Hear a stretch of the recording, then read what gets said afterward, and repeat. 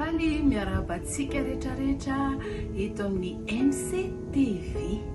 Matoa ianao mahita an'izao fandaharan'izao dia satria tonga soa tafapita soma tsara aty amin'ny 2024 ianao voninahitra ho an'Andriamanitra irery ihany ary deraina mandrakizay ianao Jesosy.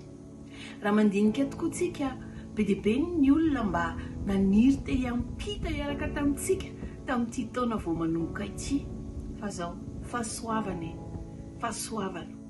ka amin'ity taona 2024 ity ianao tena tiako ianao hankalaza an'Andriamanitra hiderazy isan'andro hoe misaotra raha mbola omenao fofinaina, misaotra raha mbola omenao ny masoandro, sady ny teny hoentiko mirarisoanao androany dia arak'izay hitantsika ao amin'ny tenin'Andriamanitra dia Deutéronomie 1:20 atombokontsika amin'ny 1:20 sy 12 vakitsika toy izao amin'ny anaran'i Jesosy hoe fa ny tany izay alehanareo lovana dia tany be tendrombohitra sy loasa sady mifoka rano avy amin'ny ranonorandatra.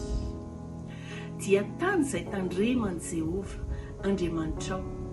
Ny mason'i Jehova Andriamanitrao mitsinjo azy mandrakariva hatramin'ny fiandohan'ny taona ka hatramin'ny fiafarany.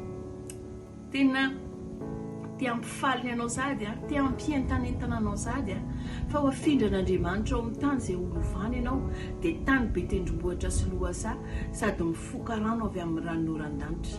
Ary Jehova no mitandrina an'io toerana misy anao io amin'ity 2024 ity.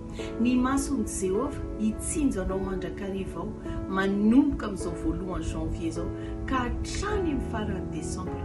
Dia tsisy loza anjoanao, tsisy ninina hiatra aminao satria ianao dia anakan'indray mason'Andriamanitra, ianao dia tahiriny fatratra, ianao dia hotiaviny ary ianao dia ho ataony fanehoana amin'ny falebiazany amin'ity 2024 ity.